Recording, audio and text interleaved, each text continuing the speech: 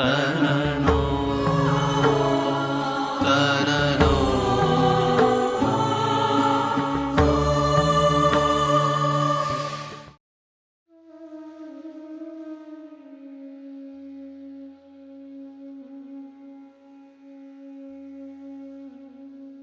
श्रीहरिं परमानन्दम् उपदेष्टारमीश्वरं व्यापकं सर्वलोकानां कारणं तं नमाम्यहम्। त्वत्तो जगद्भवति देव भवस्मरारे, त्वय्येव तिष्ठति जगन्मृडविश्वनाथ, त्वय्येव गच्छति लयं जगदेतदीश। लिङ्गात्मकं हरचराचर विश्वरूपिन्। भगवान श्री हरि के लाडले आप सभी भाई बहनों को आज 11वें दिन और अंतिम दिन सब प्रेम जय श्री कृष्णा, जय सिया राम और सभी को प्रणाम करता हूँ। वेदसार शिवस्तवः का दर्शन करते हुए आज हमारा अंतिम श्लोक का दर्शन करने का 11वां दिन है। भगवान महादेव 11 रूपों वाले ही हैं, 11 रुद्र हैं। हमने मानो 11 श्लोकों का दर्शन करते हुए 11 महारुद्र स्वरूप परमात्मा की आराधना करी। भगवान आदि शंकराचार्य के मुख से निसृत इस शिव आराधना के पावन स्तवह का, पावन स्तोत्र का हम सब लोगों ने आनंद लिया। परब्रह्म परमात्मा भगवान शिव को मनाते हुए इस स्तोत्र के अंतिम श्लोक में भगवान आदि शंकराचार्य स्वामी कहते हैं, त्वत्तो जगद भवति देव भवस्मरारे। भगवान महादेव को भव कहा है। भव का अर्थ है जहाँ से सबका जन्म होता है। शंकराचार्य स्वामी कहते हैं, त्वत्तो जगद भवति, हे देव हे भव, जो दिव्य है वह देव है, जो सबको जन्म देते हैं वे भव हैं। कहा कि आपसे ही इस जगत की उत्पत्ति होती है। त्वत्तो जगद भवति, आपसे ही इस जगत की उत्पत्ति होती है। त्वय्येव तिष्ठति जगत मृड विश्वनाथ, आप में ही इस जगत की स्थिति बनी रहती है। हे मृड यानी हे सबको आनंद कराने वाले, और हे विश्वनाथ यानी सबके सब प्रकार के सुखों की रक्षा करने वाले। हे विश्व के नाथ, हे सबको आनंद कराने वाले, आप में ही इस जगत की स्थिति है। और त्वय्येव गच्छति लयम जगदेतदीश, हे ईश, हे सबके स्वामी, हे हर, जो हरण कर लेते हैं, ऐसे आप में ही इस समग्र जगत का लय होता है। अंत में आप में ही यह सब मिल जाता है और आप अकेले वहाँ पर बने रहते हैं। भगवान आदि शंकराचार्य स्वामी ने बहुत अच्छे से, जहाँ जगत की उत्पत्ति होती है वहाँ पर भव शब्द लिखा है। भव का अर्थ ही है जिनसे सब उत्पन्न होता है।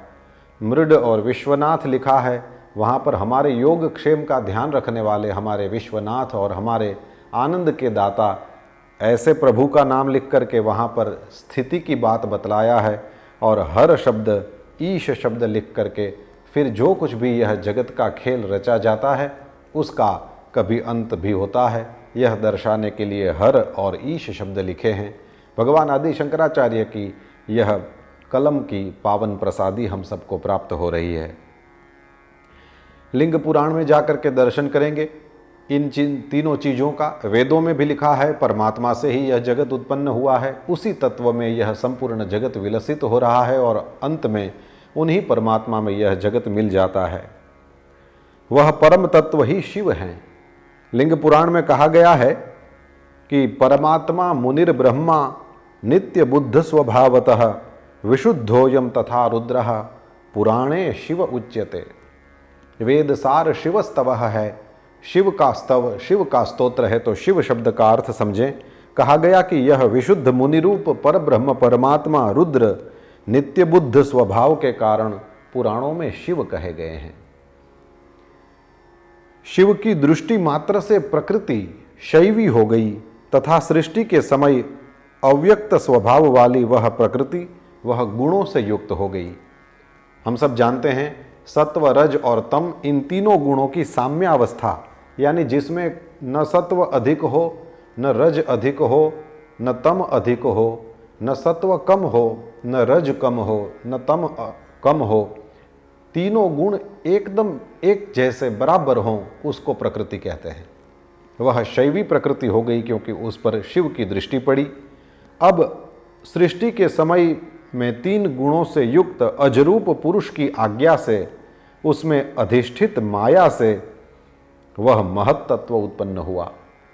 भगवान से ही यह जगत की उत्पत्ति होती है। हम लिंग पुराण में इसी को देख रहे हैं।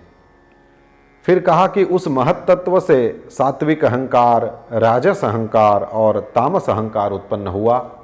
फिर शब्द, स्पर्श आदि तन मात्राएं भी उत्पन्न हुई। फिर तामस अहंकार से आकाश, वायु, अग्नि, जल और पृथ्वी उत्पन्न हुए। फिर लिंग पुराण में कहा गया है कि महत्तत्व से लेकर के पंच महाभूत पर्यंत सभी तत्व ये मिल करके अंड की उत्पत्ति करते हैं। ब्रह्म ही अंड बन गया, इसको मिला देंगे तो ब्रह्म अंड ब्रह्मांड कहलाता है। अंड की उत्पत्ति करते हैं, वह परमात्मा ही पितामह ब्रह्मा, शंकर तथा विश्वव्यापी प्रभु विष्णु के रूप में उस अंड से जल के बुलबुले की भांति अवतीर्ण हुआ। ये सभी लोक तथा उनके भीतर का यह संपूर्ण जगत उस अंड में ही सन्निविष्ट था। सब कुछ उसके अंतर्गत ही था। वह अंड अपने से 10 गुने जल से बाहर से व्याप्त था और जल बाहर से अपने से 10 गुने तेज से आवृत था। तेज अपने से 10 गुने वायु से बाहर से आवृत था और वायु अपने से 10 गुने आकाश से बाहर से आवृत था।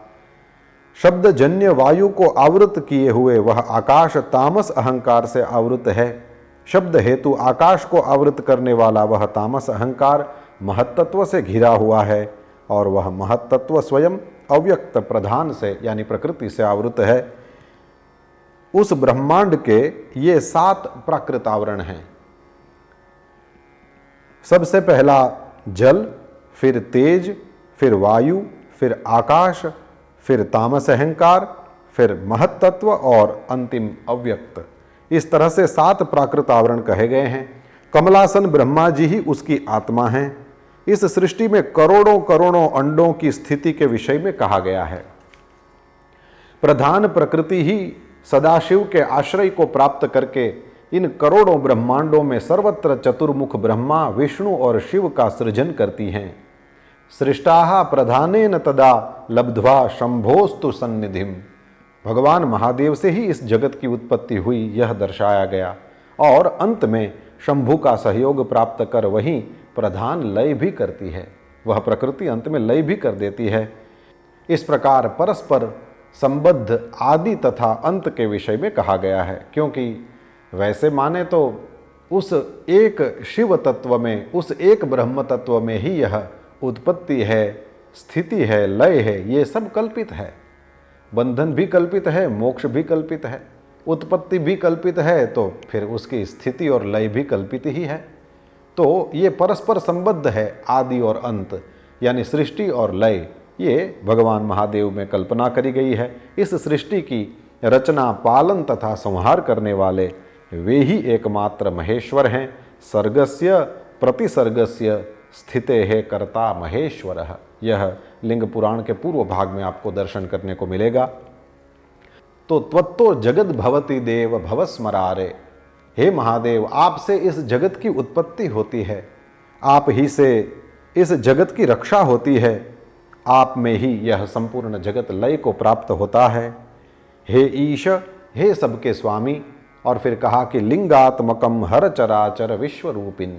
हे हर, हे महादेव, यह लिंग स्वरूप समस्त जगत तुम ही से उत्पन्न होता है। हमने इससे पहले भी चर्चा करी थी। शिव पुराण में तो यहाँ तक कह दिया गया, जो कुछ भी आपकी दृष्टि में आता है, जो कुछ भी आप अनुभव करते हैं, वह सब का सब शिव स्वरूप ही है, शिव के अलावा कुछ भी नहीं है। यहाँ लिंग स्वरूप जगत ऐसा कहा गया। लिंग पुराण में कहते हैं इसमें परमात्मा शिव को ही लिंगी कहा गया, जिसका यह लिंग है वह लिंगी यानी निर्गुण हैं, अव्यक्त हैं, निराकार हैं। यह परमात्मा अव्यक्त प्रकृति का मूल है। लिंग का अर्थ है अव्यक्त अर्थात प्रकृति। तो प्रकृति जिनकी है, प्रकृति है लिंग और प्रकृति जिनकी है वह महेश्वर महादेव, ये हैं लिंगी। अलिंगम लिंग मूलम तु अव्यक्तम लिंगम उच्यते। अब लिंग शब्द का जो व्युत्पत्ति से प्राप्त हो रहा अर्थ है उसको देखें तो कहते हैं कि जो सबको अपने में लीन रखने वाला है वह है लिंग। दूसरा अर्थ बताया, विश्व के सभी प्राणी पदार्थों का उद्भावक जिससे पैदा होते हैं। फिर परिचायक जो चिन्ह है, चिन्ह का अर्थ है लिंग, लिंग को चिन्ह कहते हैं। परिचायक जो चिन्ह है वह लिंग है और संपूर्ण विश्वमय जो परमात्मा है वह भी लिंग है। लयनाल लिंग मुच्यते, अंत में सब कुछ जिसमें मिल जाएगा वह लिंग है। प्रकृति पुरुषात्मक समग्र विश्वरूपी वेदी या वेद तो महादेवी पार्वती हैं और लिंग साक्षात भगवान शिव का स्वरूप है। लिंग वेदी महादेवी, शिवलिंग जिस पर रखा जाता है वह वेदी, ये महादेवी हैं, पार्वती का स्वरूप हैं। और लिंगम साक्षात महेश्वर, साक्षात महेश्वर शिवलिंग के रूप में हैं।